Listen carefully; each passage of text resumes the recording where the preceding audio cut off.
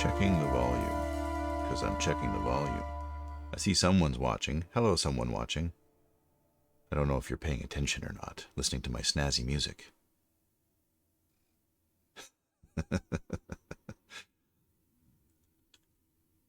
See if I can remember which buttons do what. It's been a while.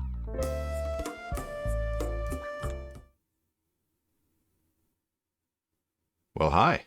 Hey there. Long time no see. Oh. I had a sneaking suspicion. I knew who the one viewer in the viewer panel was. How goes? Are you also getting some writing done? Yeah, I was actually, I was counting down. I was ready with my finger on the button when the timer went this time, instead of having the timer go and then another minute later I show up. Suppose that makes most of my friends over most of my life feel better, maybe, to know that I'm late for my own stuff too.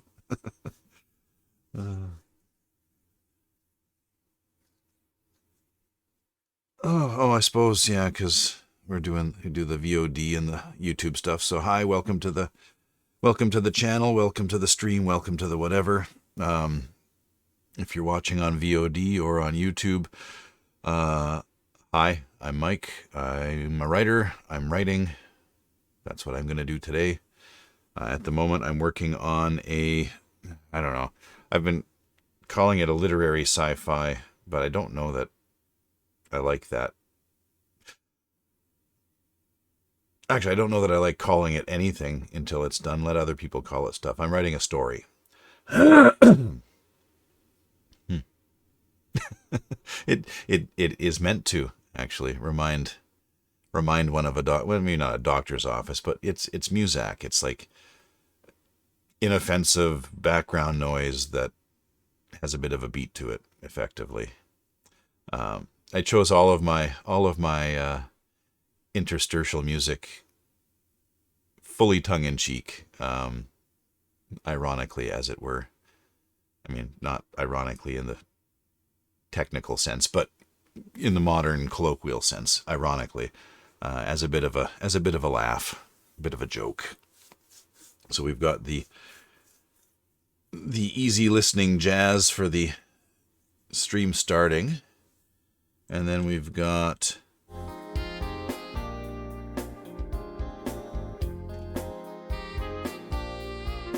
little saxophone kind of cool jazz, and then we've got little bossa nova kind of beat going on there. So yeah, all the music's all the time. So I'm currently working on a story set in the near future, after science has very recently only just, or is about to actually, in the scene that I'm in, cure aging, stop aging from being a thing. So yeah, that's what we're doing. And today, I have a feeling we're not going to see too many people in the chat today. Call it a suspicion of mine. I've been off stream for a little over a week now, actually. One thing or another compounding and arising to interfere with my streamability. It's been either my sleep schedule has been completely messed up, which it has been for a while, or my internet hasn't been functioning properly, or I've just been too darn busy. Actually, it was 1 or 2 days, one day anyway. I was just solid too busy. Excuse me. Too busy with paying work, with client work, voice work. Although you probably can't tell from the sound of me today. I'm on the tail end of probably overworking my voice a little bit. I've had a couple of new fairly busy clients. So, hey, hello. That's hopefully the other stream won't miss you.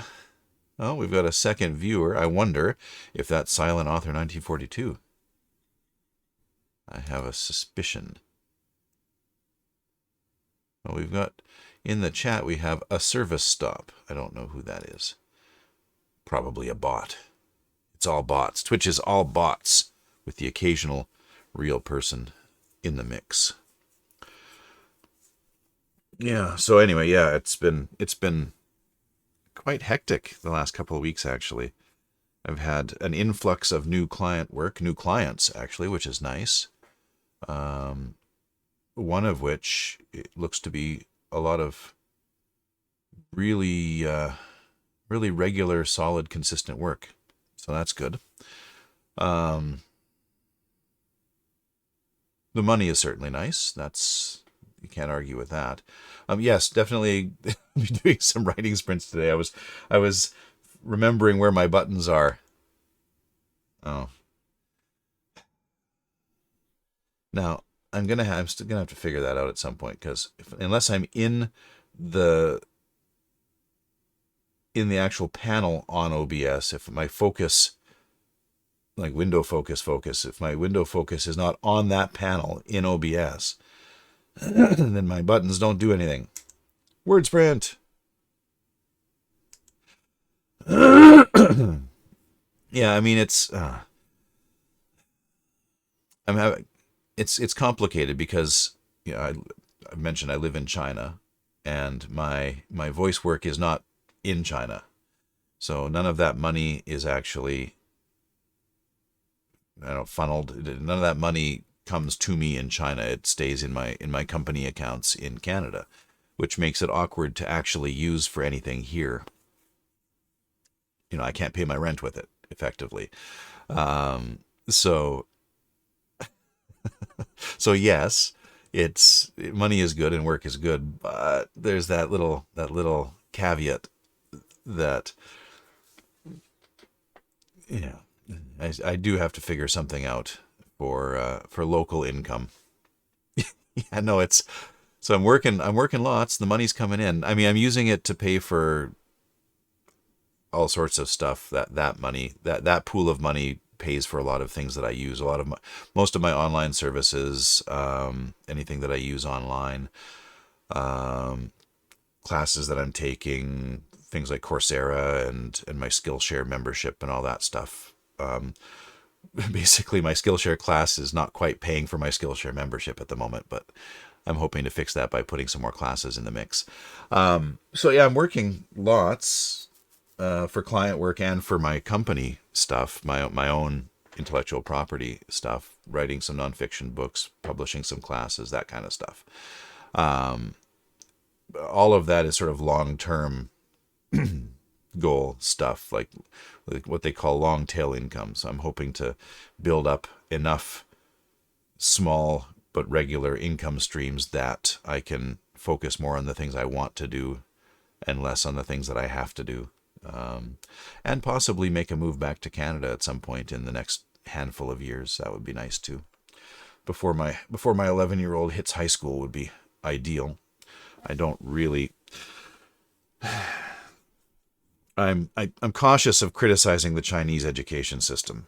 It's come a long way in the last 15, 20 years. It's come a long way in the last 15, 20 years. Still a long way to go. But I understand what I think is the outlook of those in charge of the system at the national level.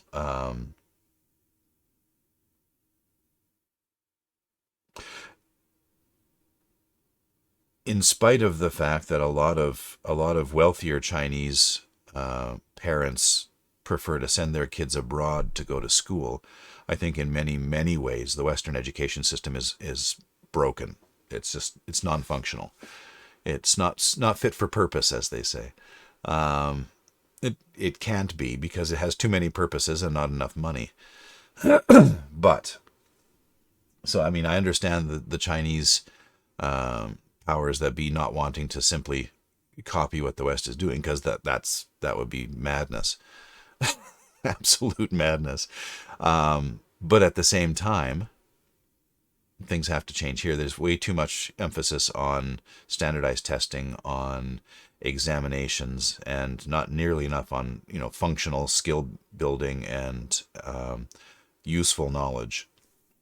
You've got an entire country full of people that study English for a minimum of, well, I mean, it's hard to say minimum, but let's say everyone who goes to college will have studied English in school for 13 years, and almost nobody can speak it. Almost nobody can use it. I mean, it's changing. People are getting more functional in English, but mostly as a result of Chinese industry and business expanding out into Western markets.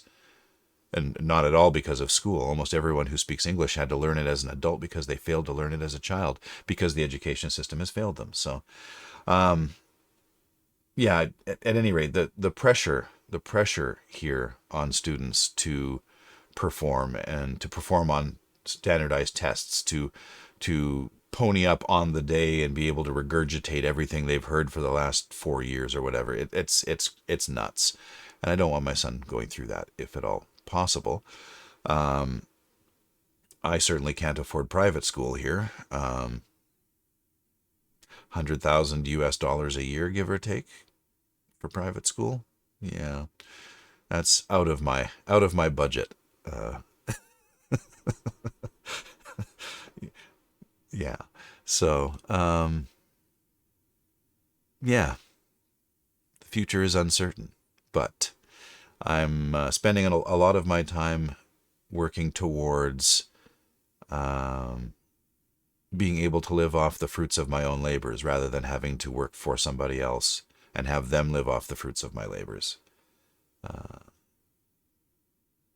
But that's sort of a slow building process, and at the moment I'm sort of in the earlier stages of it. So, yeah, got a lot of plates spinning at the moment, and that got in the way of streaming this past week. Because at the end of the day, and I did this the other day. I don't know if this is interesting to anybody watching, but I made myself a list. Yeah, you're Canadian as well, aren't you, female writer? Seem to remember that from somewhere. From Ontario? Yeah, I'm from out west a bit. I'm from Saskatchewan originally. Although these days the roots are more or less on Vancouver Island. My mom lives there, and my oldest son and his wife and their son all live on the island. So I made myself a priorities list. This little piece of paper that I wanted to sort of, yeah, that's what I remember that from maybe from your Twitch profile or something.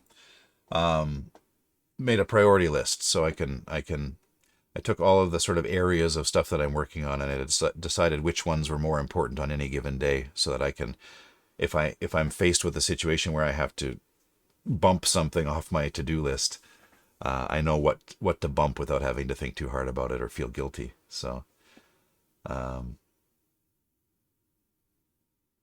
yeah, I think I mentioned, well, that was on the Discord, right? I mentioned that I'm redoing my bachelor's degree. I found out last year that it's a long story, and I don't want to get into it too much, but the TLDR version is I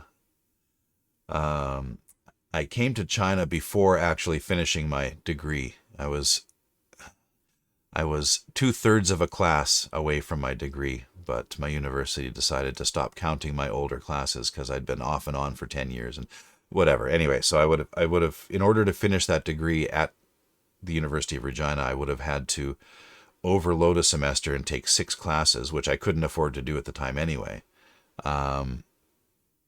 And it was, at that point in my life, it was just one thing too many, and I said to hell with it. Ended up packing up and moving to China to teach English for a year or two and see what was what, and clear my head a bit. Ended up liking it, and I stayed. When I came to China originally, you didn't need a degree to teach. It was sort of the Wild West at the time. You needed a white face, effectively, as sad as that is. So then I heard rumblings a couple years in that they were going to start changing the rules, and you were going to need a degree to teach. So I thought, well, I better fix that then. So I found an online school. This was back in the early 2000s, mid 2000s, I guess. And that was a Wild West too at the time. Well, it turns out that the school that I picked to finish my degree through transferred all my credits, took a bunch of classes, did a bunch of exams and essays and all sorts of nonsense.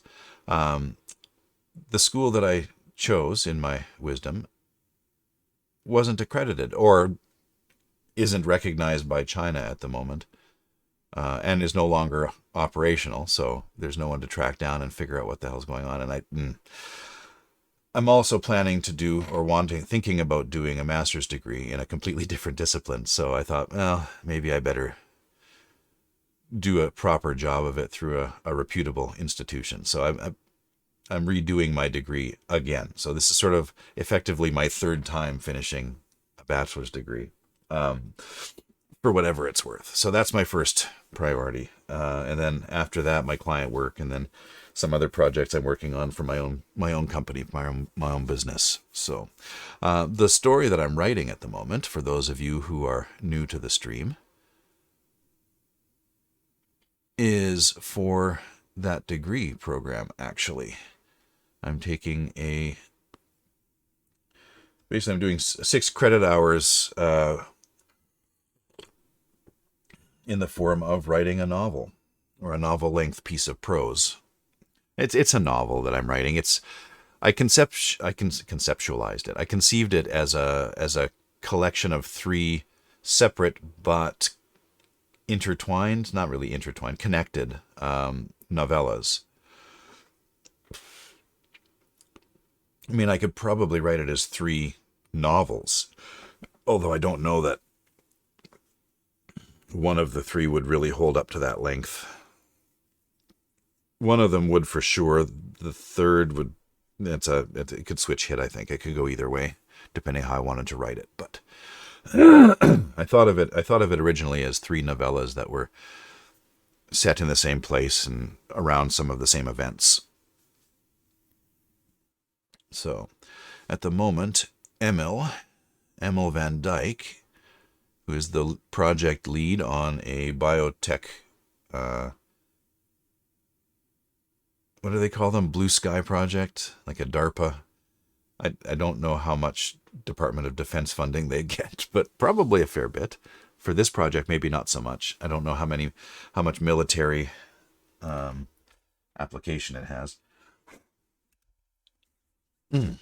But yes, this is what I'm writing today. I'm actually I'm having trouble focusing again today. I've got a bunch of stuff going on.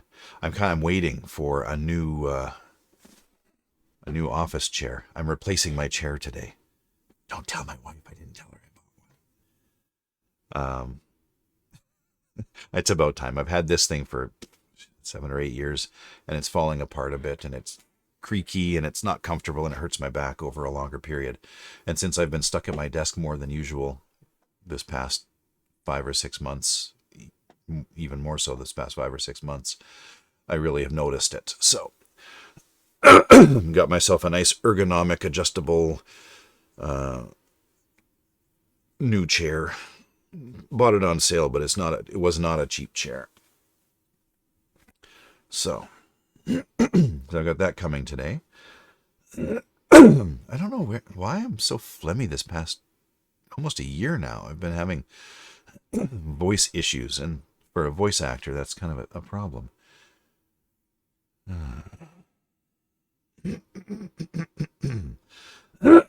Actually, I know that the air quality in Hangzhou has been pretty bad this past while. A couple of years now, but really bad this past year. Here, hold on a second.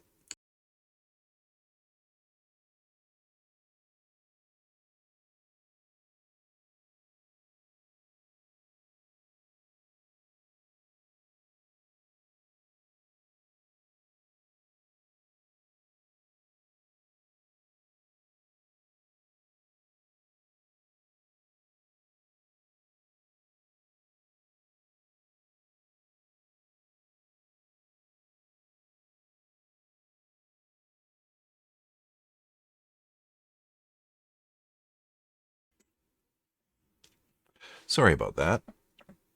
I didn't want to too much on the microphone, so that feels a bit better. I have a bit of recording to do today too, so hopefully I'll be able to clear things up that way. Oh, Tiana. All right, so to the writing. This is meant to be a writing stream. Well, I have to say, now what is this?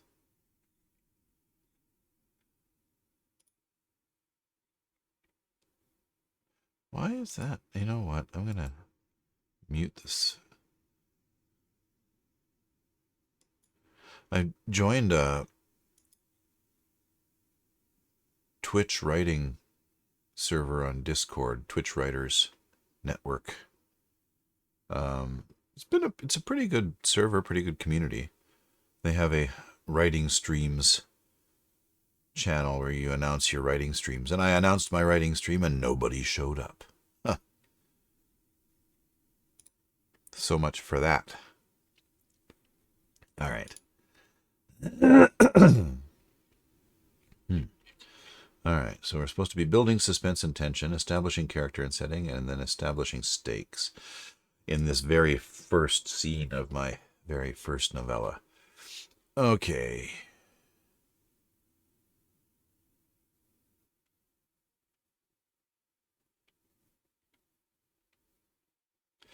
All right. So I make myself a little outline, and then I end up doing something different in my scene anyway, trying to introduce the character and sort of what he looks like. And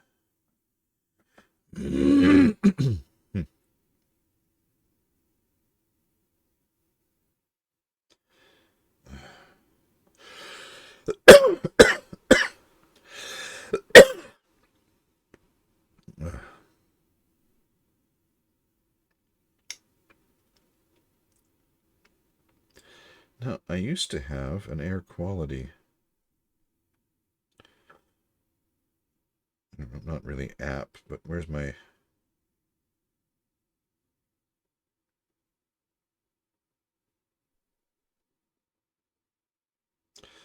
Oh, well, PM 2.5 is fairly low.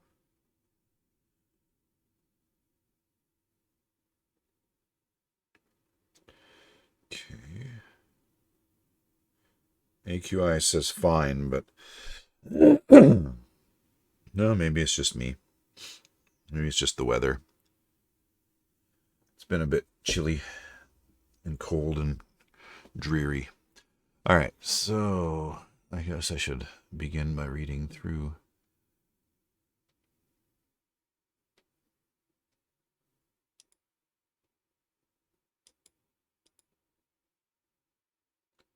So 400 words in here, huh? Why is it not showing me my word count there?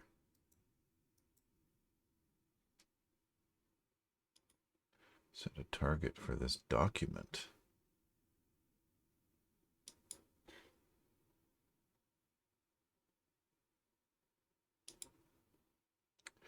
All right, well, I get actually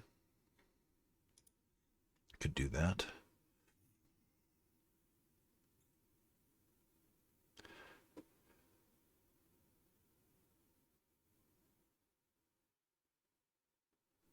So 1, 2, 3, 4, 5, 6, 7, 8, 9, 10, 11, 12, 20 scenes. It's probably about 1,500.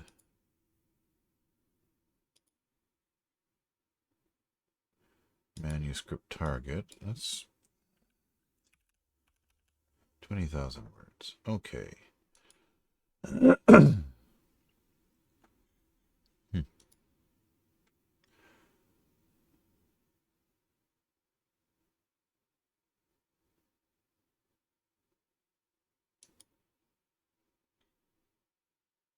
Okay. To play around with that sometime when I have time. I'm just looking at my options for customizing my menu bar. Or my toolbar. Yeah.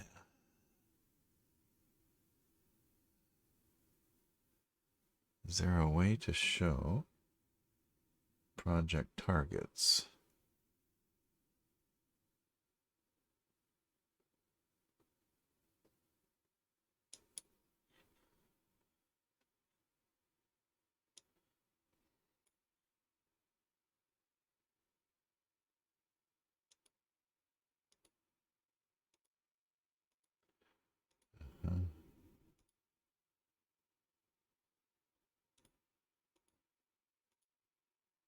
Okay.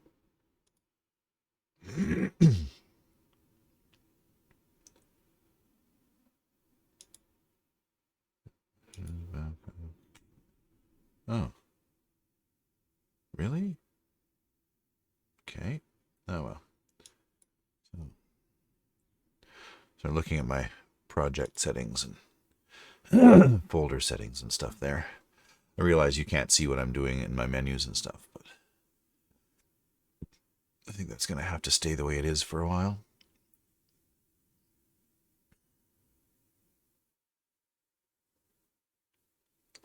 There has to be a way.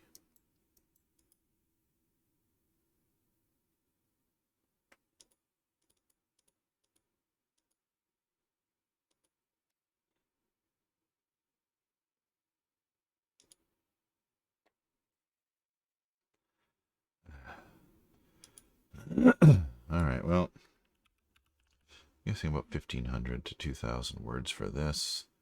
Overrun allowance, 500. Uh-huh.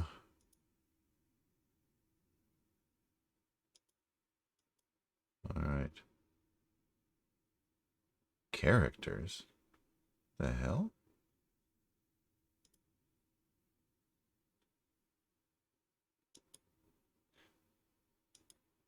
Words.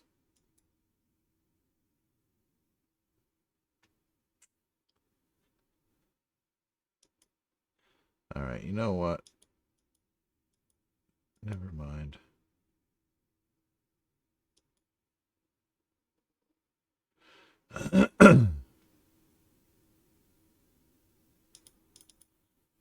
All right, anyway.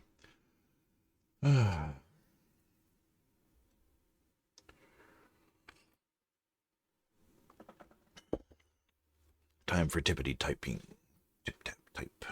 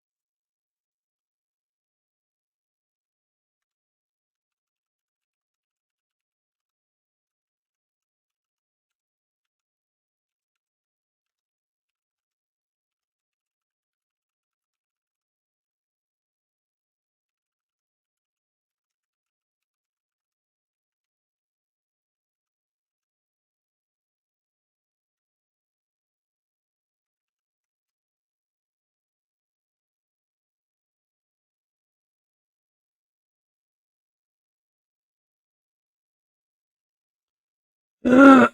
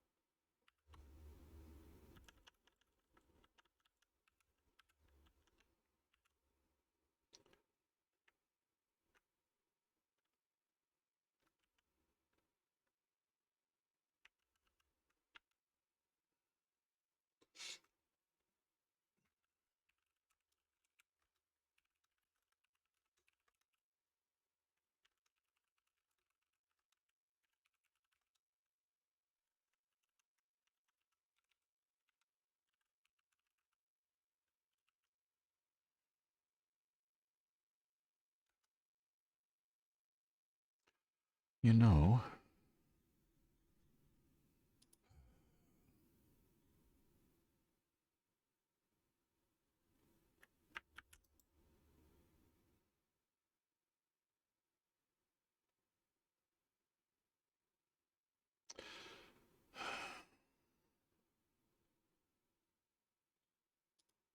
I don't like this.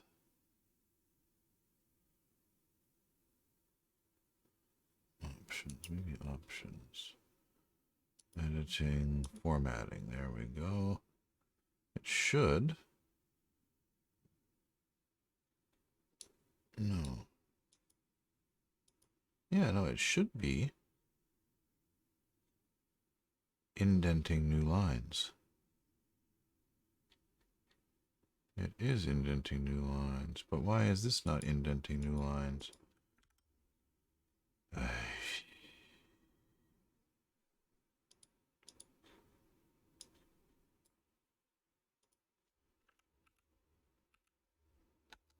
There. Bizarre. Okay.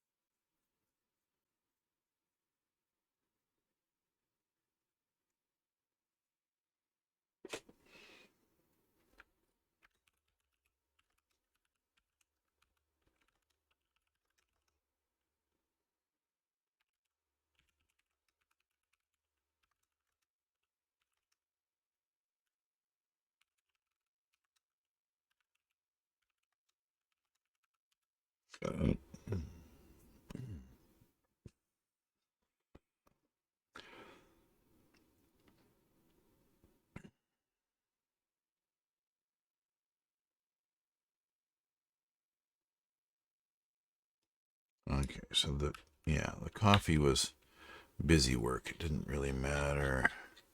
So 79%, 84%, we'll say.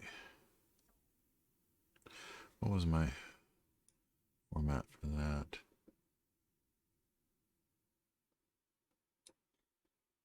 Okay.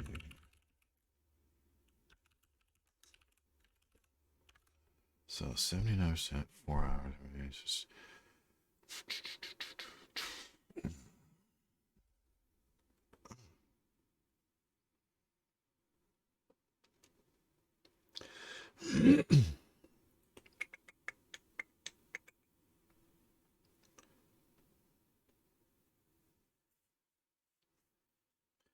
divided by 8. So 12 minutes per percent. Okay. So 63 hours remaining. Really?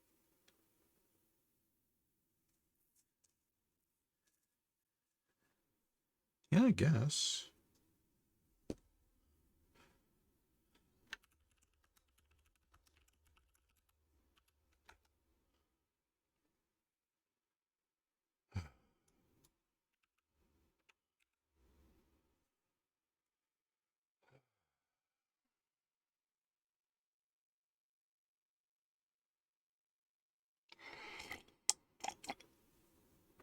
I'm gonna have to make up 8 people off the top of my head now. Ah. Well, maybe not. Maybe I can talk about the team sort of in general. Hey, Dinneretta. How's it going? Long time no see. Let me see this. Uh,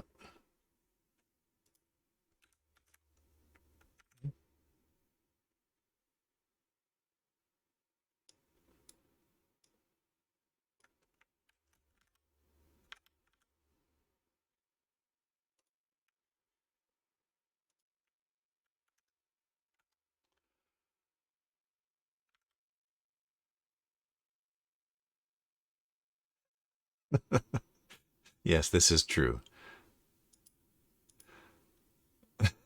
uh,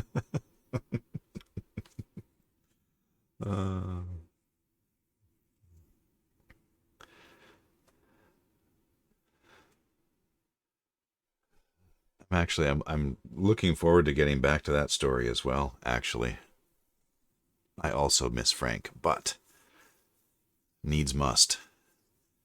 I realized, did some reading up on some of the newer divisions of genre in the spec fic area, and I was calling it a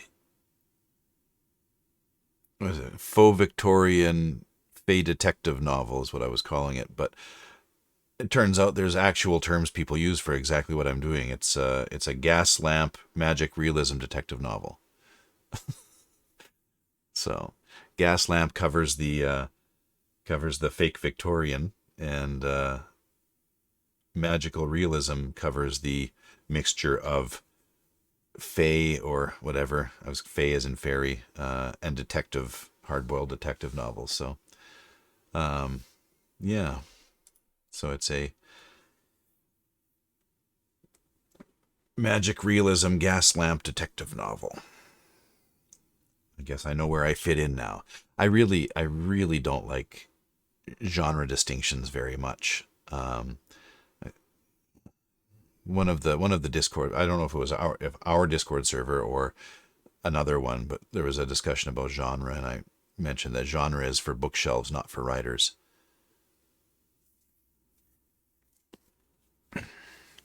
And I this is something I believe deep in the core of my being. I feel it. Um, I don't like being tied to certain styles or certain types of things or whatever. Yeah, yeah, yeah, yeah. Yuck. I write what I want to write. My stories go where they want to go. One of my goodest oldest writer friends, a gentleman by the unlikely name of Michael Wombat. Uh, he refers to himself as he's a genre bender. He, he's genre fluid, maybe, I think is the term he uses now. Sort of a play off of like gender bending or gender fluid, genre fluid. Um, and yeah, absolutely, absolutely. Um, yeah, no, I don't think I do need to make up 8 people off the top of my head here. I think I can talk about the team sort of ensemble and not get too specific about individual people. Maybe some names, have a bit of conversation, bit of dialogue. Be good to break up this exposition with some dialogue. Uh huh.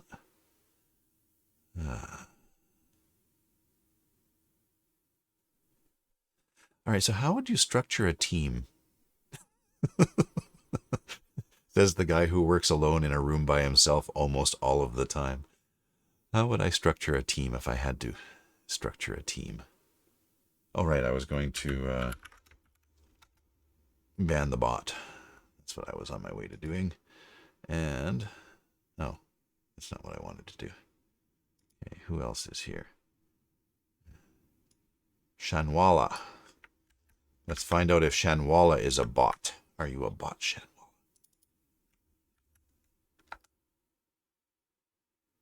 Yes, you are. You you is a bot.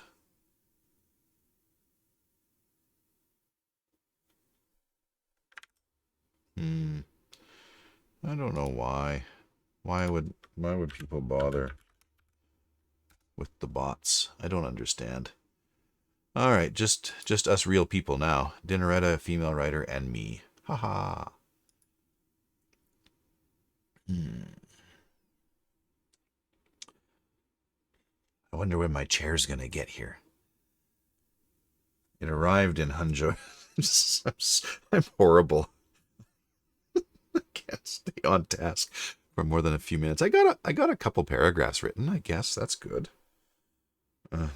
Okay. Let's check the status of my stuff. I've got a bunch of stuff coming. Don't tell the wife.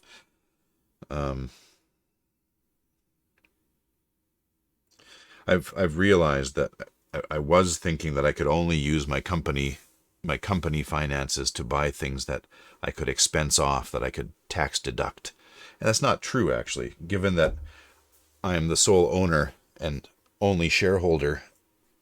Well, I guess I'm the sole shareholder and president and chairman of the board of my company. And legitimately so. I set it up as a corporation rather than like a sole proprietorship or whatever. So it's basically me. I am the board. My mom is also on the board of directors. Hi, Mom, if you're watching this after the fact.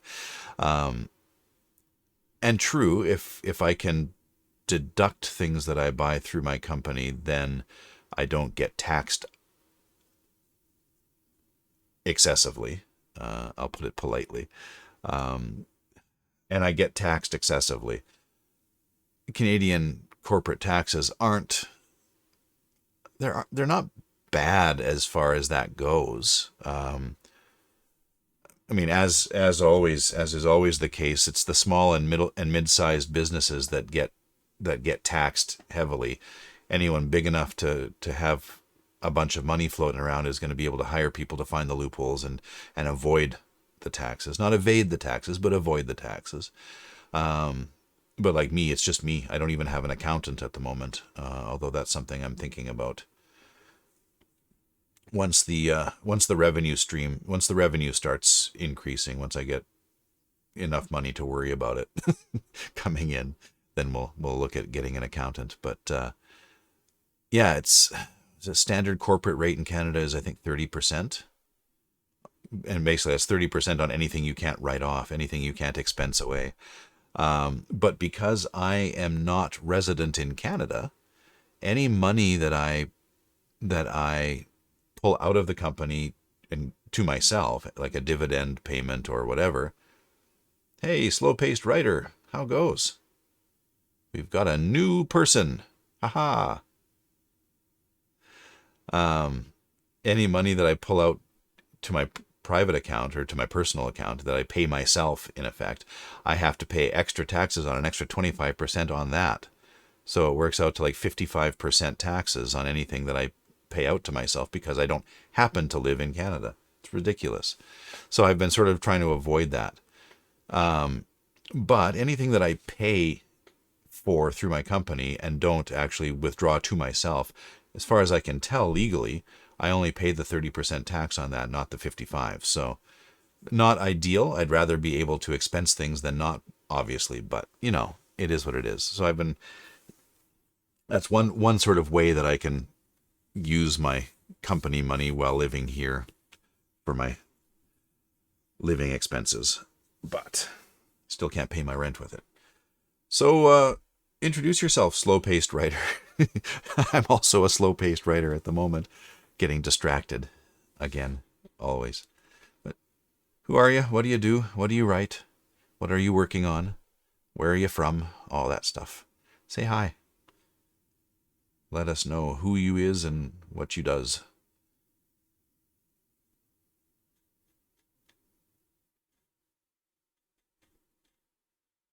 All right, so the team.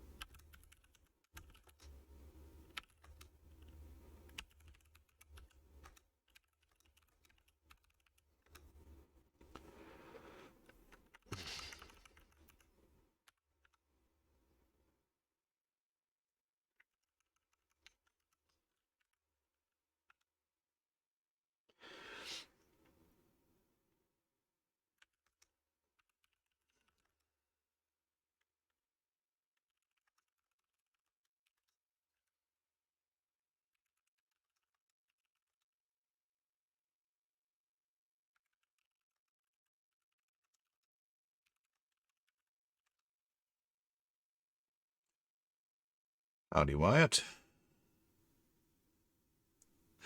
Oh, oh, I'm sorry.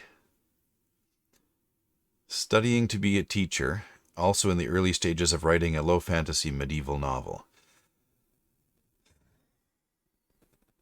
Was it Dorothy Parker who said the second kindest thing you can do for a budding writer is to get them a copy of Strunk and White? The kindest thing, of course, being to shoot them while they're still happy. I think it was Dorothy Parker. Sounds like something she would say. And a teacher. Yeah, I've just recently sort of left the classroom after 20 years of teaching. And whenever students, I taught high school, junior high and high school, English language arts and writing and English as a second language. Whenever a student would tell me they wanted to be a teacher or wanted to be a writer, I would ask them, really? Are you sure? Is there nothing else you can think of to do? Nothing at all.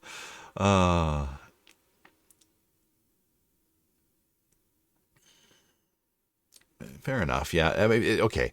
When I ask students, are you sure there's nothing else you can think of to do? What I'm getting at is that both writing and teaching are very demanding vocations that tend not to pay very well for most of us. And when you're looking at trying to make a living from something, that matters. If I Okay, writing and teaching are both wonderful professions, wonderful vocations, if you are passionate about the work you're doing. Um,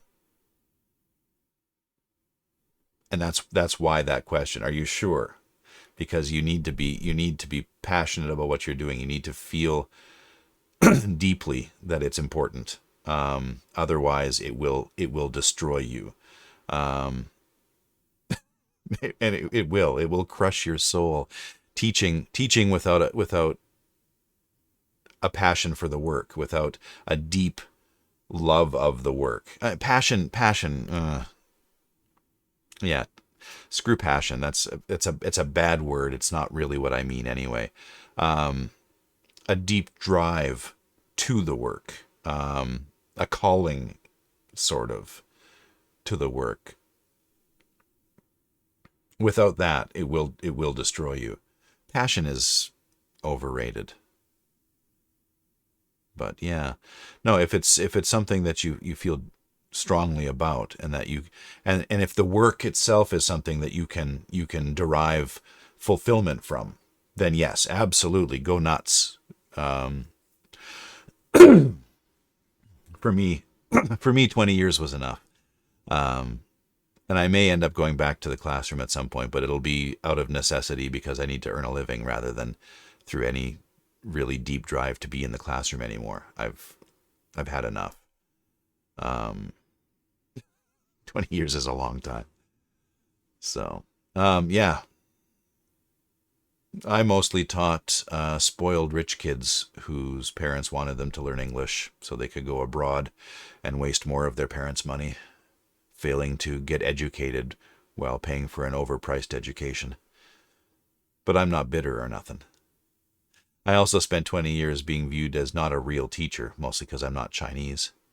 Um, yeah, I should mention, um, I live in China. I'm from Canada, but I live in China. I've been teaching here for 17, 18 years. Most recently, I taught writing at a semi-private junior high school for the last, well, for 5 years, 6 years, 5 or 6 years. I lost count. For the last year, I've been working from home, building up my own company and writing and doing voice work and video production, things like that.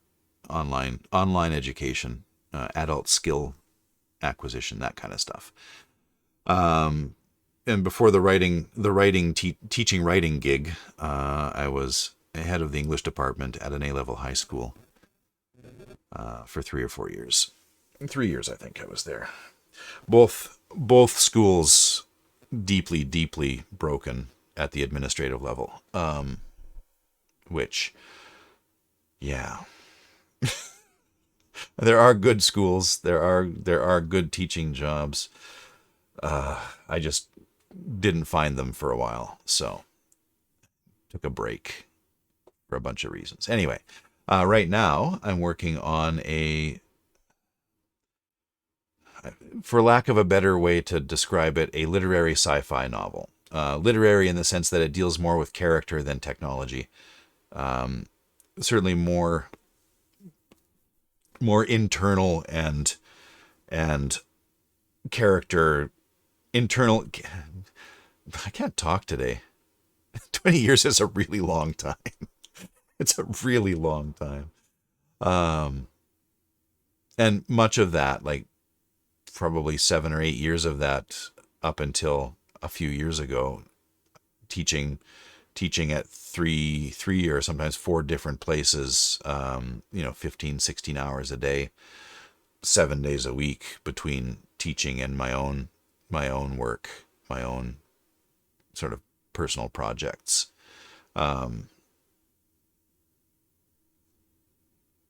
It is what it is. At the tail end of it, I owned a house, clear, no mortgage, car was paid for, which is why I've been able to sort of not work outside the home, not work for somebody else for the last year or so, and build up my own stuff, which is nice. But three viewers. Who do we got? Anybody new and interesting? Oh, well, the bots are gone. So wow, this is a first, I think. The first time ever that the chat list and the viewer numbers match. We've got Dinneretta, Slow Paced Writer, and Female Writer. Lots of writers. Don't forget to throw a follow up there, Slow Paced Writer, if you're interested in knowing when I go live. I try to stream 3 times a week. Last week is a bad example of that. I've only been going for about a month, and it's been rocky. Hey, a follow. Thanks for the follow. I should probably explicitly say this, just whatever, but I don't actually buy into the whole number chasing. How many followers, how many likes, how many reactions, how many retweets, and blah. I couldn't care less, honestly, about the numbers as is. If what I'm doing is interesting, then by all means. If not, then that's cool too. I understand.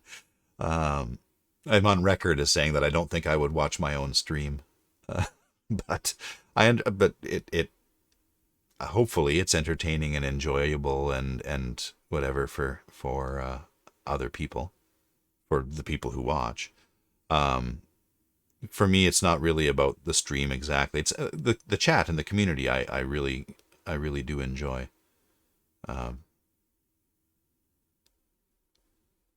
Which reminds me. We also have where are we here? Why is it hidden? I don't know why that's hidden. Oh, I know why, because I'm in streamer mode. We have a Discord server. A lot of writer streamers say they wouldn't watch their own stream. Yeah, no, fair enough. I think most of us would rather be writing than I'm trying to think how to say this where it'll come across the way I mean it, not the way that it sounds. I'd rather be writing than watching other people write, in the sense that if I were to sit and watch someone else write, I would be the whole time in the back of my head thinking, why am I not getting stuff done? What about my story? Why are my characters being left by the wayside while I don't do them, while I don't write them and tell their stories? And it's that comparison is inevitable. Here's the Discord link in case you're interested. We have a small but active community of writers and readers. It's called Readers and Writers, the server.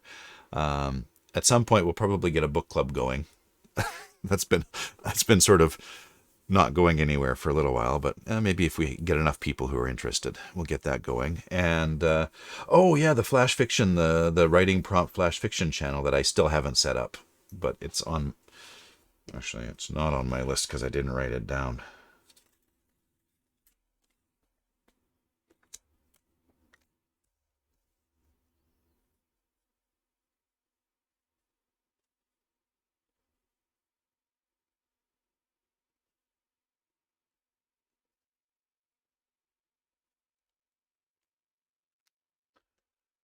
There, it is now on my list. I know it's backwards and you can't read it, but it's on my list. I will get to it as soon as I get to it.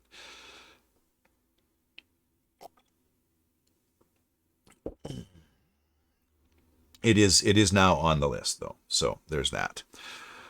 So yeah, where's my document? There we go.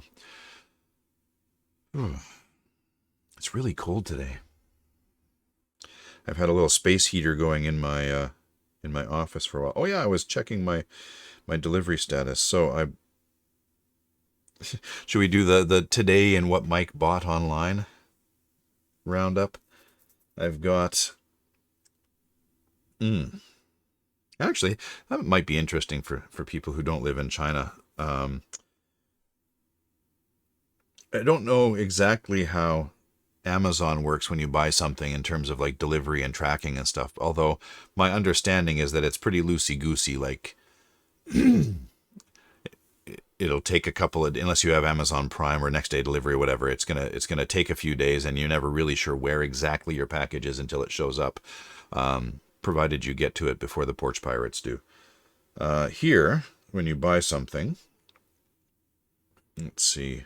So, for example, I bought a new tablet, a new Android tablet to stick on my elliptical and watch TV on effectively.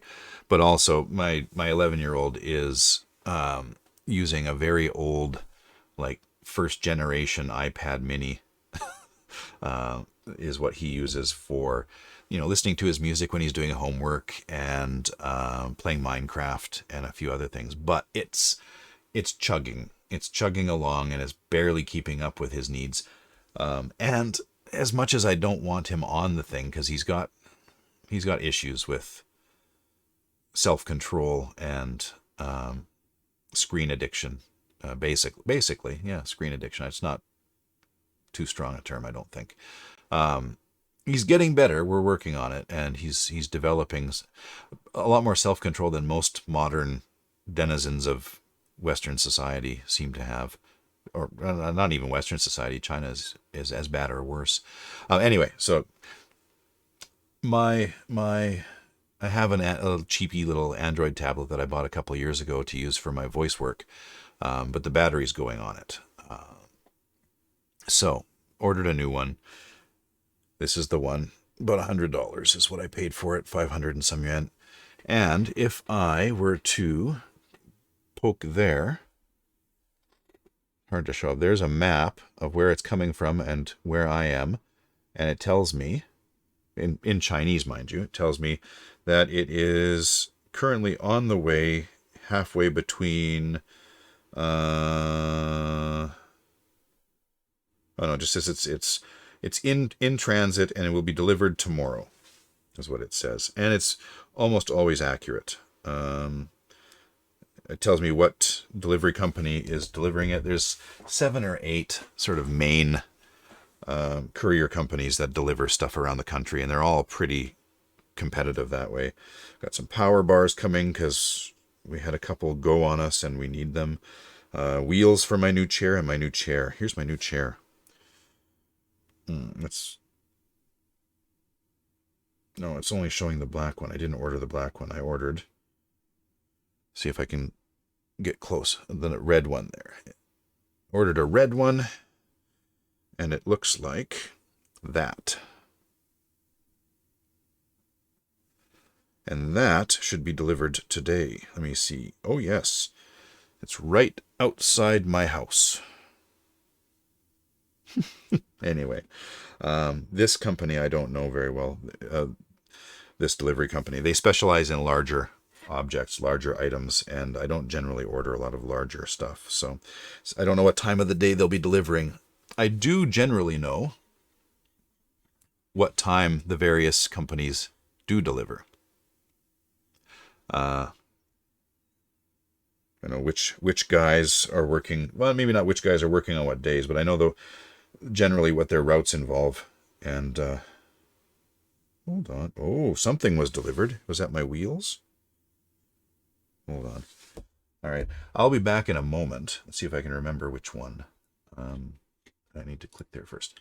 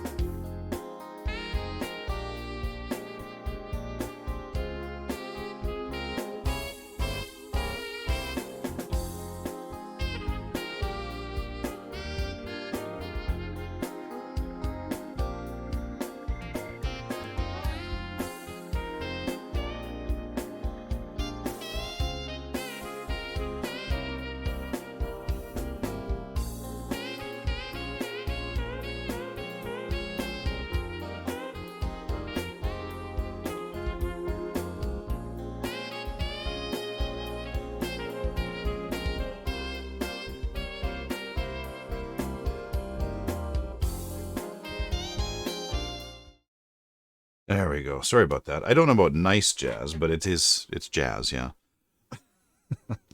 So I thought I heard someone at the door, but no, I didn't. I did hear the one of the delivery guys outside, but nothing for us today from them. The SF guy, Shunfeng. He's early today. Usually shows up around 11:30. Yeah, my wheels arrived. They're in the lock boxes, so I have to go pick them up. Are those a thing in North America? The delivery guys there's these lockers basically. You get a code texted to you to pick it up, so the delivery guys will stuff things in these lockers and send you a code. And then you go pick them up from the boxes. So my wheels were delivered. When I ordered the chair, I also ordered some replacement wheels, some 3-inch rubber wheels, rather than those crappy little office chair wheels that come with the office chairs. Yuck. They don't work for me. Yeah, I figure they must exist elsewhere as well. Most of the delivery, especially since, yeah, anywhere with like high population density, I imagine that's where they would be the most useful. If you've got a bunch of, houses on a road, there's not much point to it. But if you've got an apartment building or several apartment buildings all in the same community or whatever, then yeah.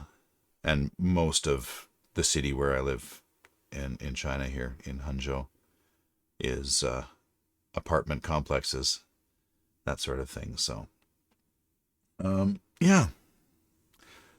Especially since COVID, but even before that, they would generally, it's easier for them to just swing by the boxes and stuff them full of packages than it is to go from door to door to door to door. Just faster, easier. So I mean, I understand it. I used to get annoyed because it's like, no, there's an address on the box. Deliver it to my door. Don't make me walk down there and get it. But especially with COVID going around, I understand the impulse, and I don't mind that much. I don't want to see them either. So, I mean, the Shunfeng guy is he's okay. But, I mean, yeah.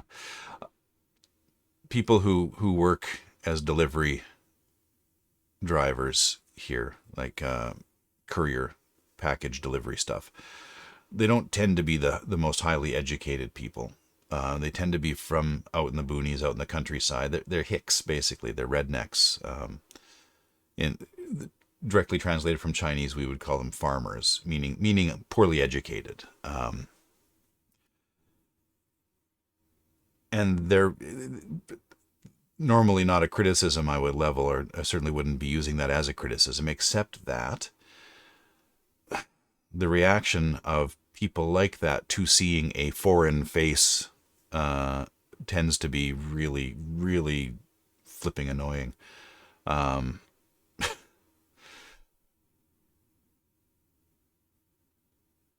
Anyone who's lived in China will verify this. You tend to get helloed a lot. It's this weird, funny way of saying it too, and it's the only word of English they know generally. And they'll call it from across the street as soon as they see you. It's funny once or twice, but it starts to wear on you after 15 years, 16 years. After a couple of weeks, actually, but whatever. So yeah, when some guy's delivering a package to my door and I open the door and he sees me and goes, "Oh, hello," he's lucky to leave with all of his teeth, to be fair. So generally, I don't mind not seeing the delivery guys when I don't have to. But yeah, the Shunfeng guy's okay. That company tends to be a bit more professional than the others, and they pay better, and they're a bit more demanding on their drivers, and just the quality of service tends to be better. You pay more for it too, but delivery here is cheap as chips. For me to send, a 1 or 2 kilo box, like 3-4 pound box, normal sized box, I guess, from here to another city in China, pretty much anywhere in China, I think. 12 yuan, which is about $2 US. And it'll be there in a day or two. Um, really a rousing endorsement of the idea of competition and how important competition is in a free market environment. Odd that comes out of China and not the US, for example. But yeah, um, higher population density, more people, and therefore more competition, more business to compete for, and more competition. So there's a population that can support 7 or 8 major courier companies. Anyway, so my wheels are here, but my chair's not yet. Oh well, such is life. And while I was checking the door, I thought maybe I should. It's cat time. Yeah, I thought maybe I should top up my beverage. I made some tea. I've done my coffee for the day. I've had my 2 cups of coffee. Now I'm on the rooibos tea, which is not even tea properly. Different plant.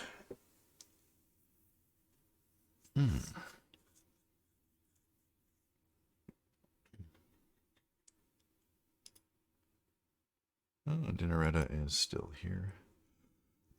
Slow-paced writer is not. Oh well.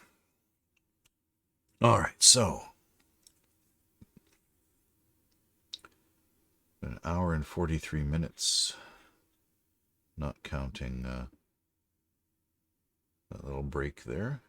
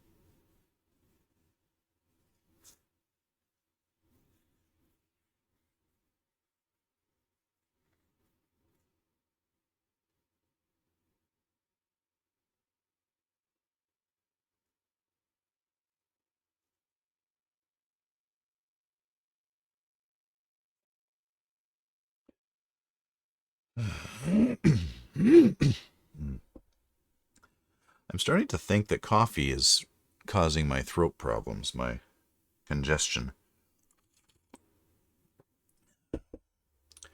Because I'm usually okay, and then by the time I'm halfway through my second cup of coffee, I seem to start phlegming up pretty badly.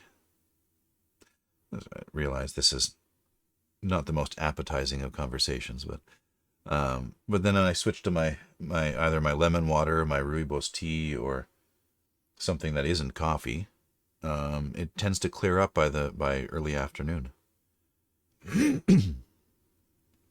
And then evening, around 10:30 in the evening, it starts to come back, and then by the time I go to bed, I'm clearing my throat a lot. It could be oh, you're back. Hi, slow-paced writer. Yeah, it's hard to say. I don't know. I've got all sorts of stuff going on. I've had consistent reflux, like my esophageal sphincter doesn't close properly, and this has been an issue for years and years and years. So I tend to get a lot of heartburn, and I know that whole thing has been damaging my throat for years. I should probably get it fixed because, I do I do work with my voice. So, um, but yeah, I don't know. It could be a lot of things. I know that coffee tends to trigger reflux, and since I've cut down a bit on my coffee, I've had less heartburn, so that's good. I'm toying with the idea of cutting it out completely. I don't know who I would be without coffee. A large part of my identity is coffee based. My self image. Yeah. I, I buy unroasted coffee beans in 20-pound bags and roast small batches as I need them on my stovetop. Once or twice a week, I do a little 1 pound roast or so. And up until, well, I guess a month or two ago, I would drink. So this is my coffee cup. This is my beverage cup. This is it parallel with my head. So there's no perspective tricks going on there. It holds 750 milliliters, which is about a quart for the Americans. It's the size. It holds a complete bottle of wine. It holds one full bottle of wine without spilling. Don't ask me how I know that. So, up until a month or two ago, I guess a few months ago now, I was drinking 4 or 5 of those a day of coffee. And then I stopped drinking quite so much coffee. Switched to tea for a while. And then I've realized that really anything caffeinated after lunch is probably a bad idea. I used to say it doesn't stop me from sleeping, but it stops me from sleeping well. And now I don't know. My sleep schedule's been messed up pretty badly for years and years and years. Generally, the only time I had to get anything done that I wanted to do was, well, after 9 p.m., after 9 or 10 p.m., which usually meant going into the wee hours of the morning, and then functioning on 3 hours of sleep at best. There were several months there where I got 3 to 4 hours of sleep a night every night for several months, and that was not a good several months. I need more sleep than that. So, and I find as I get older, I'm not as tolerant of mistreating myself that way, I guess. I need more sleep, and I need more regular sleep than I used to when I was younger. I suppose that's normal. So, at any rate, I've also noticed that I tend to be a lot more productive when I get a good night's sleep. Funny that. It's surprising no one, but even so, for years, I would push myself staying up late, and, I just want to finish this thing, and and I've realized since I started not doing that, since I started saying, okay, no, I'll do this tomorrow. I'll pick it back up again tomorrow, and I'll work on it tomorrow. Since I started doing that and actually going to bed when I probably should, which I fell off the wagon this past couple of weeks, but got to bed at a reasonable time last night, got up at a reasonable time this morning, feeling good. When I do that, I find I get a lot more done. Just period. In less time, which, efficiency is one of my favorite things. So if I can spend 8 hours of my time and get, 50% more done than if I spend 12 hours at the wrong time when I'm sleepy, yeah, by all means, 8 hours it is, 50% more. Woohoo. But yeah, so I'm trying to writing a story about the scientists curing death and the reactions of various elements of society to that development.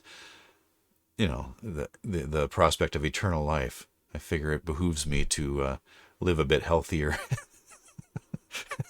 maybe increase my odds. I come from a long line of either cancer deaths or early heart attacks on my dad's side. So, I probably should look after myself better than I do. Anyway, so yeah, I've cut out caffeine after noon most days. Sometimes I'll have a cheeky little cup of coffee in the early afternoon, but only if I'm really dragging. And I tend also to fall asleep after supper every day. I don't know why. We have our evening meal, usually finished around 7:30. Then I'll go sit with the dog and have a little snuggle. It's regular enough that she expects it. She comes and gets me.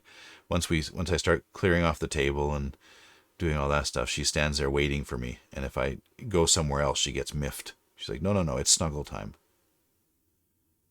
So I end up sitting with the dog on either on the sofa, which means I'm laying down on the sofa, or on my big cushy recliny chair. Neither one is very good for staying conscious. So, no, she's female writer. You've met the dog. She's she's my first dog. I've not had a dog before. I've always had cats, and I know cats. I understand cats. Dogs are weird. This dog is weird. I don't know if this is normal or not, but she's almost OCD about a lot of things. And I mean that in the clinical sense, not in the colloquial creature of habit kind of sense. Well, she doesn't have to come and get me after supper. If there's food on the table, she's in the vicinity. She's an inveterate mooch. She's very much a table scraps kind of dog. She's always getting into the garbage and pulling things out to chew on. I did some reading early on when we got the dog so that I could sort of understand, dog psychology better than I did. And I guess dogs tend to come into two camps in that regard. They either tend to be mooches or they tend not to be. And she's very much a mooch. If we're eating something, she wants it, regardless of what it is. It doesn't matter how full she is. If she's just finished a whole bowl of food and her belly is distended and she's burping, if we're eating something, she wants some too. It's a sensory thing, I suspect, more than anything else. She craves stimulation. And flavors and tastes and smells are very much stimulation for dogs. She tends to lick her paws excessively as well. I think that's connected. And she chews a fair bit still. Not nearly as badly as when she was a puppy and teething, of course, but she chews. She goes through beds and things. She'll get bored and chew on them. Eats her poop, too, and we can't really stop her from doing that. I'm not sure why she does that. But anyway, yeah, no, she's under the table when we're eating. She sits on my feet a lot, waiting for my son to drop food because she knows what the odds are. She plays those odds. But she does these. She's very much she's got these weird repetitive habits, rituals. So that's why I say she's a bit OCD about some things. Before she eats, she doesn't have to. She will eat without doing this, but she will bring her ball to you to throw. She's an indoor dog. She's a small dog. She's a bichon. She doesn't go out that much. We take her for walks when the weather permits, but her exercise is generally indoor exercise. So we have a fairly long stretch of apartment. The living room and the dining room are connected, and it's sort of like wall to wall for the building. So it's as wide as the building is, that stretch. Maybe 20 yards? 30? I'm trying to think how many paces it would be. Hold on, let me get into my imagination here.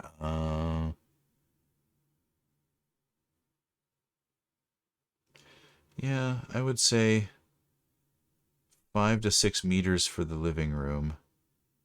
maybe more, maybe 10, yeah, 15 to 20 yards, I would say, end to end. So I'll throw the ball from one end down the stretch, and she'll chase it and bring it back, and I'll throw it. So we'll repeat that. But she really, really, really prefers to do that for maybe 5 to 10 minutes before she eats. She likes to work up a bit of a sweat, work up a bit of an appetite is how I think of it. So that's her, like, before she eats, she does her bathroom stuff, and then she wants to chase the ball for a bit.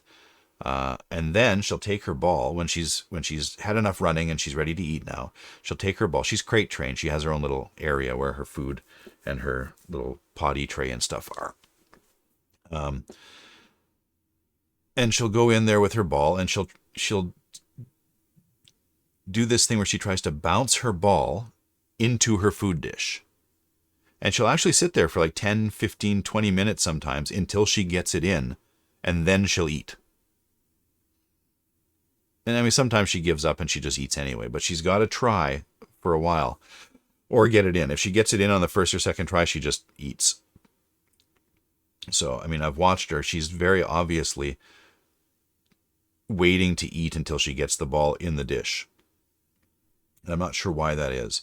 But she'll also, like, if you're sitting on the couch or in the reclining chair and you call her to jump up, she'll get these... And it's not the same every time, so I don't know where this comes from, but she won't jump up the one way. She'll have to come around the other way and jump up from a different angle or from a different side. And her body language is very sort of avoidy, like there's something bothering her about coming in this way or going that route. It's strange. She's a strange dog. She's clever. She knows a handful of tricks quite well. I mean, she'll sit, and she's good at sitting and staying. And if she's getting a treat or food of some sort, if I'm prepping supper, she loves a lot of raw vegetables. Carrots are one of her favorites. She goes bonkers for apple. Broccoli, like the stem of broccolis, peeled and cut. She prefers slices or batons. She's not fussy though. She'll eat anything you give her. But she likes broccoli. Cabbage. She likes cabbage. Carrots are one of... If you're peeling a carrot, she'll hear that from 4 miles away and she'll come running. And if you... we have sliding doors on the kitchen, sliding glass doors. And if you don't give her a piece of carrot, she knows you're cutting a carrot. She can smell it. She heard you peeling it. And if you don't give her a piece fairly soon after she arrives at the door, she'll push the door to rattle it to let you know she's there. So whatever. But yeah, if you tell her to sit, she'll sit, and you put the food down on the floor, and she won't touch it until you tell her okay. So she's really good at sitting and staying, and at waiting for things. What else does she do? Yeah, she knows shake, and she knows which hand. So like if you offer your right hand for a shake, she'll use her right paw. So it's opposite sides, because you're facing each other, obviously. If you offer her your left hand for a shake, she'll use her left paw. She's pretty good at that now. That was touch and go for a while, but she's pretty good. Lay down, she sometimes remembers and sometimes doesn't. Go through, if you say go through, she'll run through your legs front to back. And if you say other way, she'll go around you and come from back to front, between your legs. So I mean, she knows a handful of tricks. Yeah.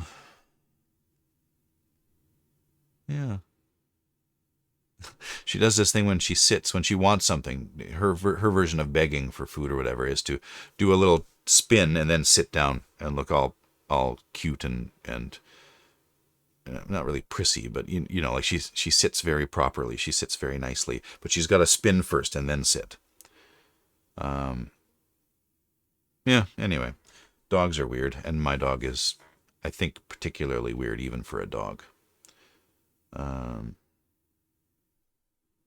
Yeah, she's got a routine. She's very much a creature of her routine, for sure. So like, yeah, after supper we have our snuggle, It usually turns into a nap,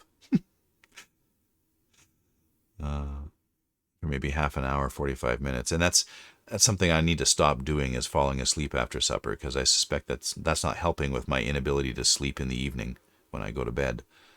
So it used to be that we would snuggle up on the couch or whatever, and my son and I would watch a little bit of TV from like 8 till 8:30 or so, and then he'd get ready for bed, and his bedtime is 9. But we've started doing that right after supper now, and we don't watch TV as much anymore. Partly we were watching One Piece, and we've run out of episodes now. We're caught up with where they've made them, so we don't have anything to watch yet. I don't really want to start another series of something. So, I mean, we find other things to do, and the 11-year-old, his bedtime has changed. Now he's supposed to be in bed by 9, but he's allowed to read for half an hour until 9:30 in bed. He's allowed to read for half an hour, and sometimes we don't really go check on him until later. And I don't mind so much if he keeps his Kindle next to his bed on his nightstand, and I don't pay too much attention if I see a little glowy light going on in there. Anyway, we allow him to read, yeah. But so the dog and I snuggle up a bit earlier now, and then she gets a bit confused, because it used to be that we would snuggle on the couch or on the chair, and then when we stopped, it was because it was bedtime for my son, and then she would also go to bed then. Just on her own, she'd decide to go to bed. So she got used to hearing the word bedtime, me speaking to my son. And so now she knows that word too. So when she hears bedtime, she goes and lays down in her bed in her area. And sometimes she just does that on her own too, like around 8, 8:30. Certainly if she's up past 10 or so, if we're out in the living room past 10, she'll go to bed on her own. She'll go lay down in her bed and just go to bed. I've been trying to tell my son that he should follow her example. But yeah. At any rate, yeah, I'm very much a creature of habit, that dog. So if you tell her bedtime, good night, she'll go and lay down in her bed. Doesn't matter what time of day it is, actually. So, dogs are weird. I have to say, I saw these memes floating around for a while of, so there's no love so strong as that between a dad and the pet he didn't want, or the dog he swore he didn't want. And it's usually accompanied by pictures of middle-aged dudes napping on a couch with a dog. And I have to say, I feel seen there. I feel a bit attacked, because I did not want a dog. I don't know if I want another dog after this one, to be fair. Dogs are a lot of work compared to a cat. I just sort of feel more in tune with cats than I do with dogs. Yeah. You know what I think it is? You know why that's a meme? Why I think that's sort of a trope or an archetype? Because dads tend to be the, I don't want to say the carers, but the responsible ones. You know, traditional family structures, the dad is the one who's responsible for things, right? They take care of all the stuff that needs taking care of, and a dog needs taking care of. So the dad ends up taking care of the dog, and nature takes its course. At any rate, that's certainly what happened with ours. God knows if I didn't clean up after her and feed her and make sure her water's there and all that stuff, nobody else would. So do I sound bitter and jaded? Anyway. All right, story. Let's get some writing done. Hmm.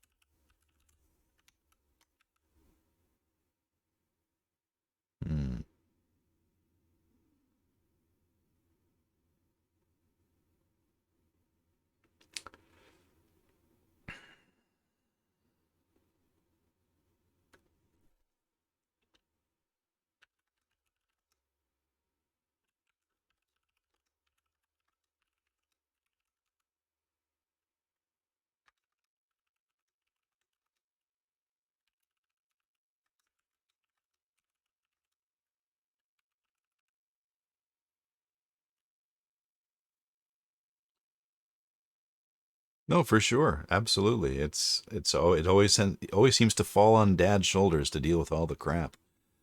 Not that we ever get any recognition for that.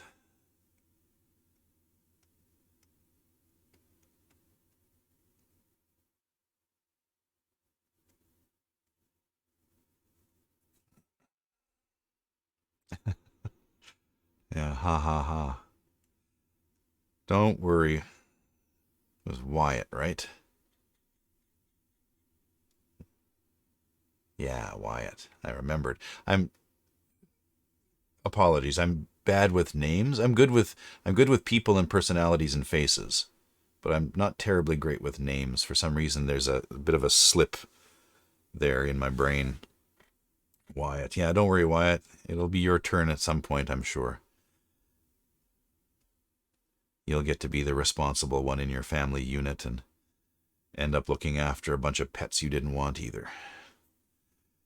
And then before you know it, you'll be turning 50 and you'll wonder where the hell all of your youth and vitality went. And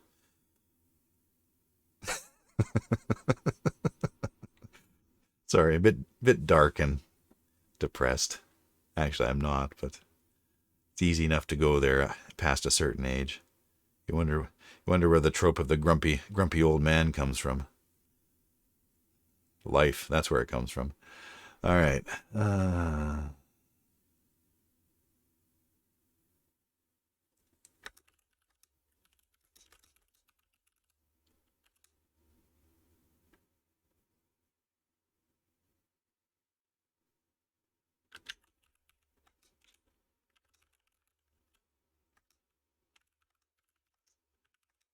What was the name I gave to the company? Uh, Biopharmatic. Yes.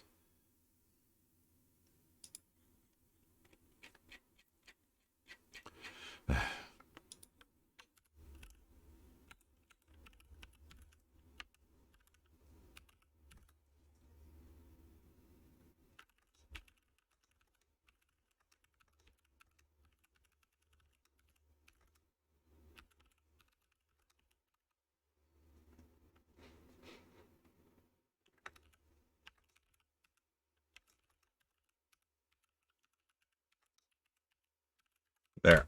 One fell swoop. I've introduced the name of the company, the name of the project, and sort of a overall view of the team. Okay. I don't need that. Actually, I kind of do want that. How am I gonna...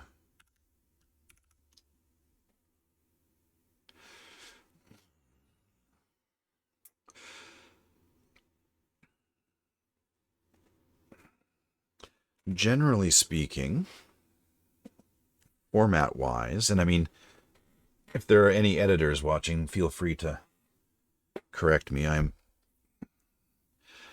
I have filled in as an editor. I've done the job, although it's certainly not my strongest suit.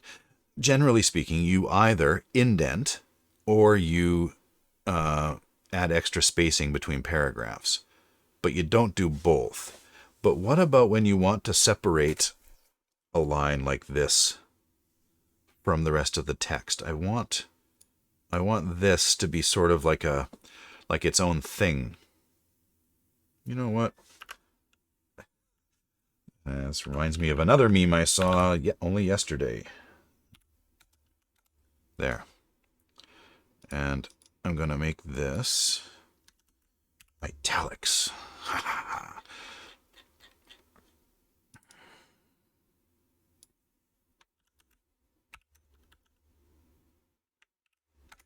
The other meme I saw yesterday was it was one of those type of person colon something they say, somebody else colon response to the thing they say, like me or nobody, me, that, those kind of memes. It was a writer. I'm just going to create my own punctuation style and do my own thing. Editor, the hell you will.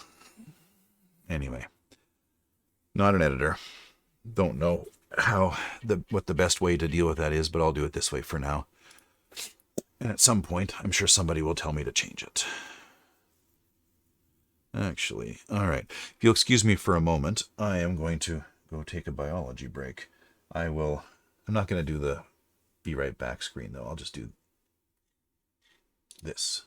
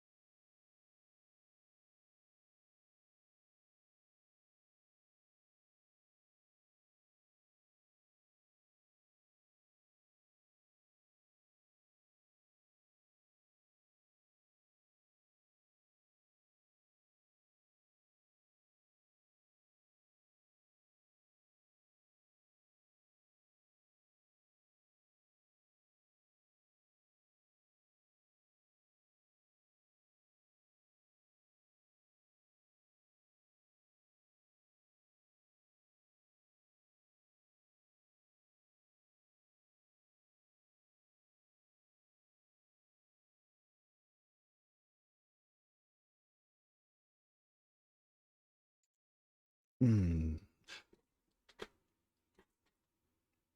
Yeah, it is. I was thinking kind of this along the same lines. It feels like it's dragging on a fair ways with just this one guy. Really, though, it is. That's one page. It's a page and a half. Which isn't really that long. I've been on this scene for 2 weeks now, so maybe it just feels more draggy to me than it should. But uh,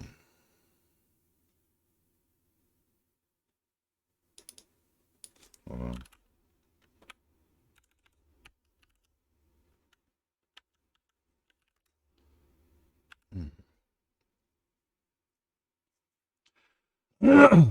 I think I want to break up the exposition a little bit for sure. I mean, that's why I decided to do this as dialogue eventually. I was going to just do it as reported speech, but um,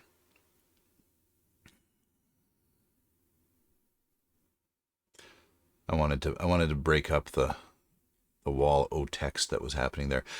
Introduce another character. Well, the next scene is meant to be him talking with his wife.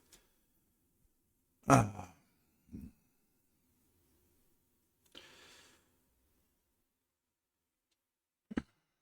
I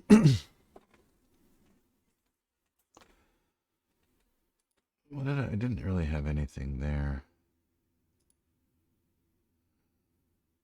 Okay, I hadn't thought. So this scene, submitting a request to publish. I mean, there's not much happening there. I'm not sure what.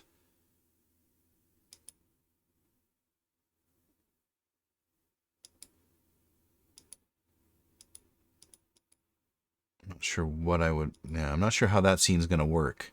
This submitting a request to publish. But yeah, I should probably keep what's coming up in mind too before I get too carried away.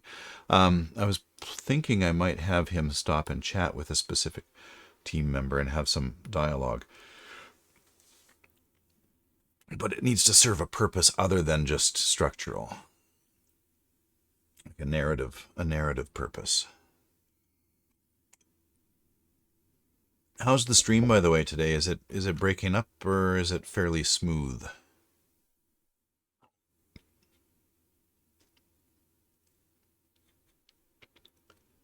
All right, this is.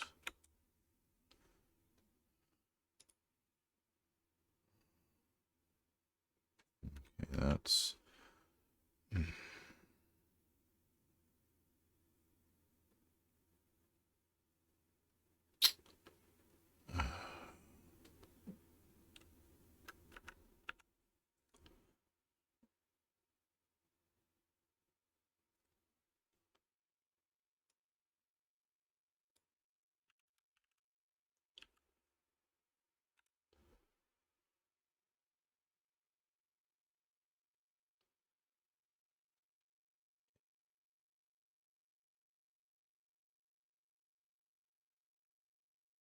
Oh, yeah, okay. No, sorry, I get what you mean. Um, I wasn't planning to have Demir actually working for Emil. They work at the same place, but I don't. I was. I wasn't plan. I was planning to have them not actually know each other. To have him working on something completely different and in a different part of the company, actually. Same kind of thing. I mean, it's a biotech company, so it's all going to be biochemistry. But I didn't. I didn't necessarily want Demir to be directly involved in the development of this technology, but just sort of peripherally aware and working in the same industry. It would, yeah, no, it's yeah. The reason for that, the reason I decided on that, and it might be worth rethinking as well, but he's conflicted. He's meant to be conflicted about the whole thing and not sure which way to go. But had he been working on the project, I think that would be harder to sell that conflict. I think he would be less likely to be of two minds about it or on the fence. I think he'd be very firmly in the camp of this is a good thing. So just makes it an easier sell from a narrative standpoint to have him working in the industry, working in the same field, but not specifically on this project, and for that this project to therefore be a bone of contention for him, like a legitimate conflict for him, not just a I believe this, but my church community believes that. He himself should be internally conflicted. Like he's not sure it's a good thing. He thinks it is. He feels like he's probably leaning towards feeling that it's a good thing, but he's not 100% certain about it. So, um, yeah. Oh, and no sooner do I ask about the smoothness of the stream than I start getting red squares of doom. Let me double check here. What's going on there? All right, fairly steady. Hey, there we go. Welcome to the Discord.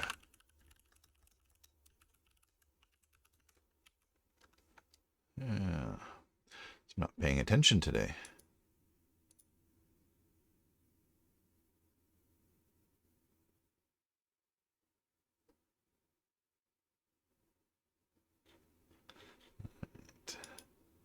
Add my.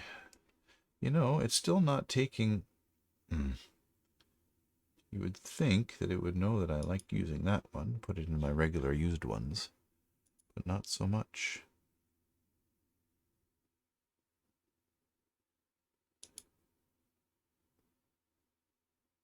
Okay.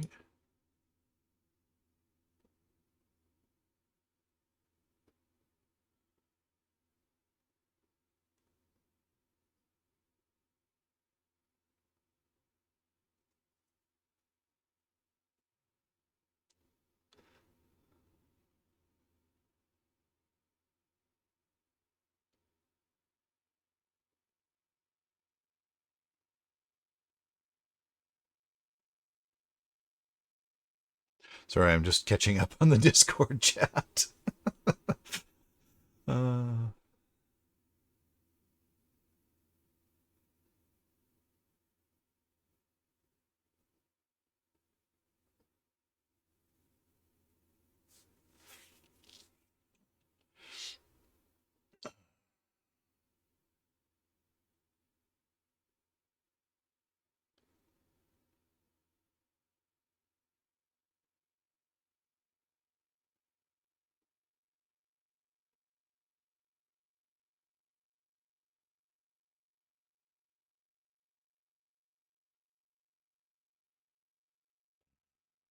yeah. Mm. So there's some chat about apps and stuff there, I see. Um, I don't know. I'm pretty happy with Scrivener for the most part, and I don't feel the urge to write or edit anywhere other than at my desk. So, especially when my new chair gets here. At least I hope so. I hope that it will fit nicely and be comfortable and all that. Mm.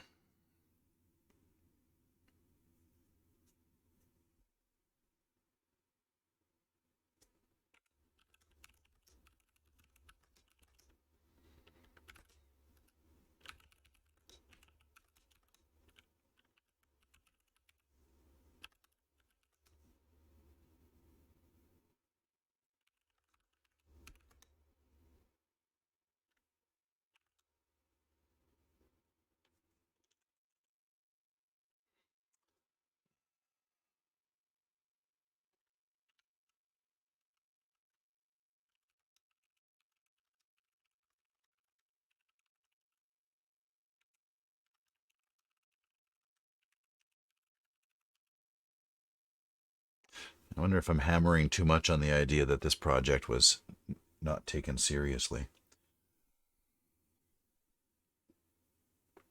Oh well, I'll leave it for now. Fix it in edits, right? And my media production stuff, this is the equivalent to we'll fix it in post, right? I mean, generally in videography in particular, if you can get it right in camera, you should, because it saves you so much time and effort in editing. Yeah, I I don't even remember what I was using before this one. I've had this one for so long. Not a very good chair though.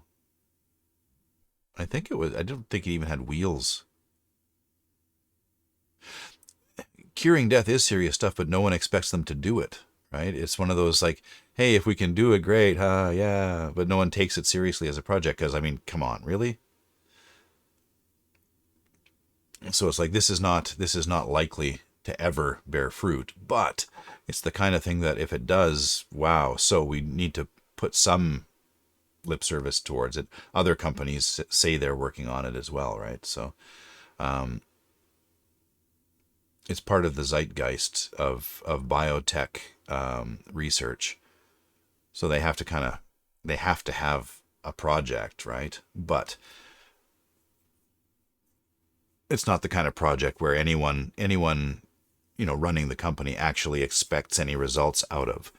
So you don't put your best people on it because that would be a waste of those people. That's the idea anyway. And as we'll see once they actually do it, it will be serious stuff, but not necessarily in the way that ML thinks.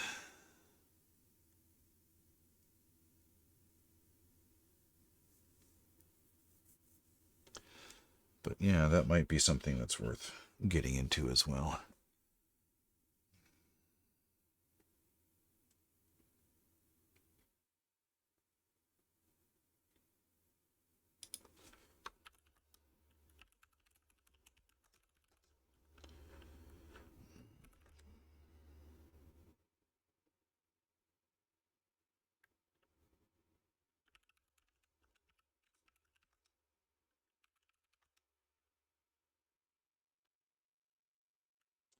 All right.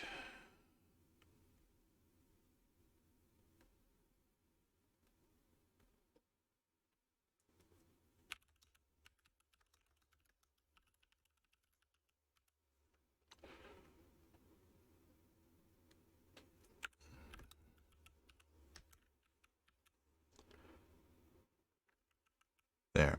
So good point. Thank you. That'll make that a bit clearer as to why it's considered sort of a backwater project.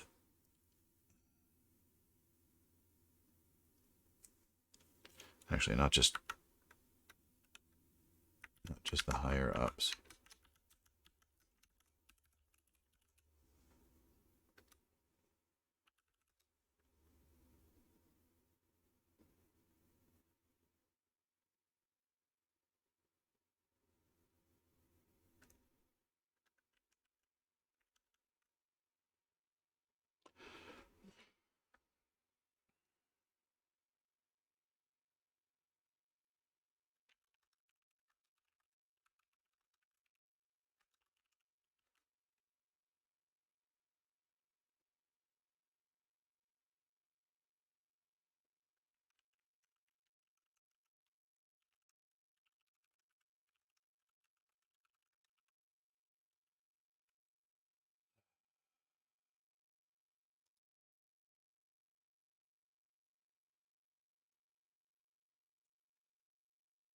All right, female writer.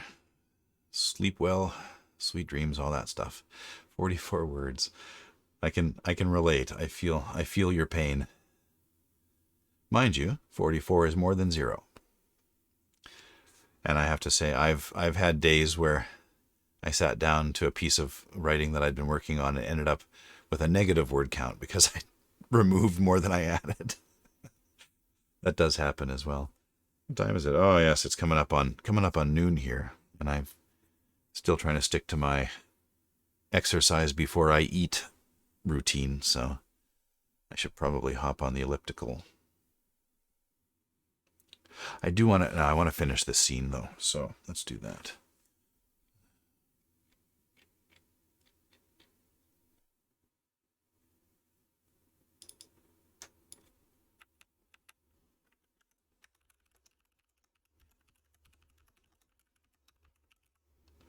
There. All right.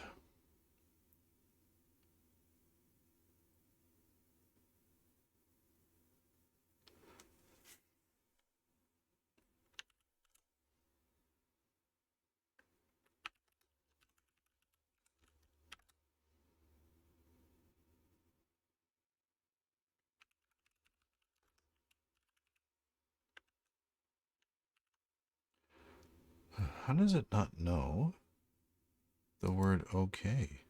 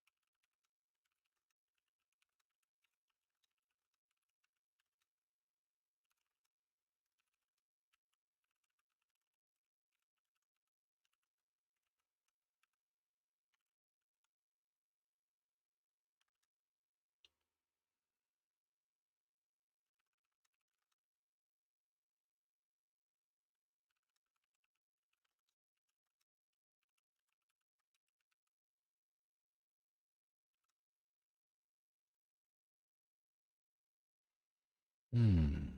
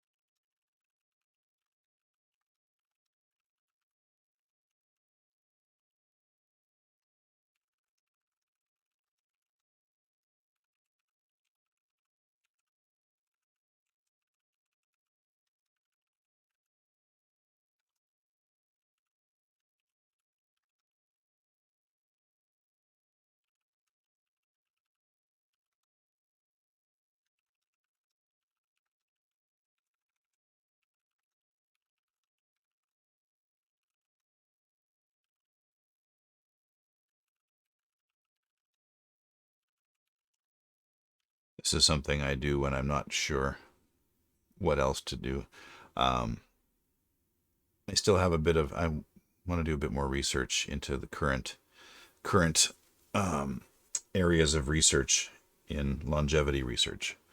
So current areas in longevity research, see what's being pursued at the moment.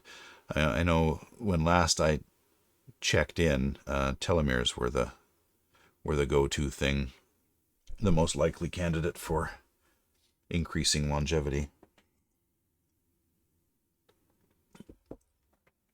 Telomeres and telomerase. But I'm not sure if that's still the case. So rather than throw in some what might be outdated technical jargon, I'll just put a little placeholder there and find it again later.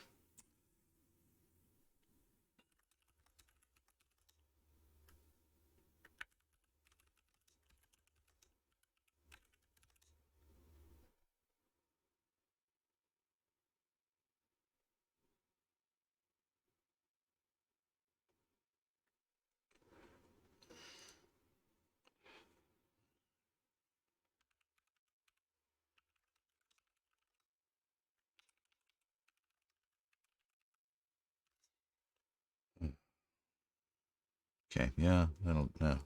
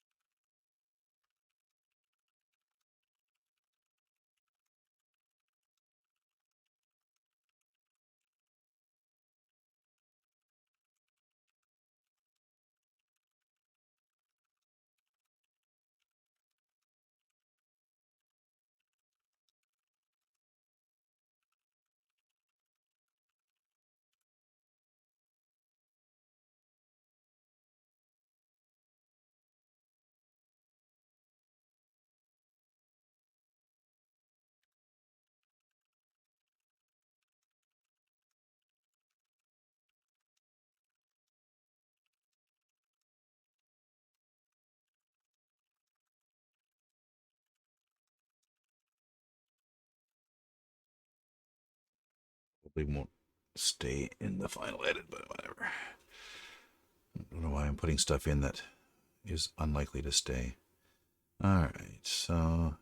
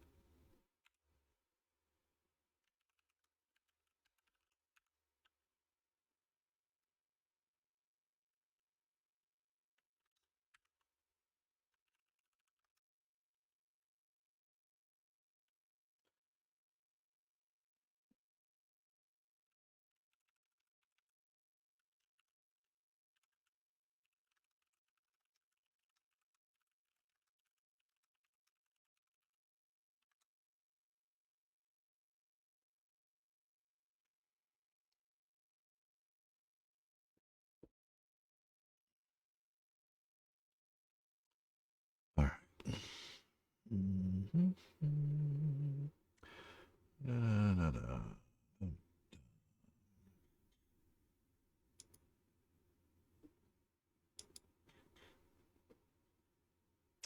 Well, I think we're coming through to the end of when anyone's likely to swing by and watch the stream. So I think I'm going to sign off on the stream. I'm going to keep writing for a little bit, I think. See if I can finish this scene, but no sense streaming to nobody. So, if you're watching on the VOD or on the YouTube, thanks for stopping by. Don't forget to follow or subscribe or hit the bell, blah, blah, blah, whatever. You know what to do. If you want to know when videos come out or if you want to know when I go live, then do the thing you need to do to make that happen, and off you go. Hopefully, well, not hopefully, I'll make sure that it happens. I will be streaming next on 2 days from now, my Friday, probably your Thursday evening. And yeah, I'll see you then. Bye for now.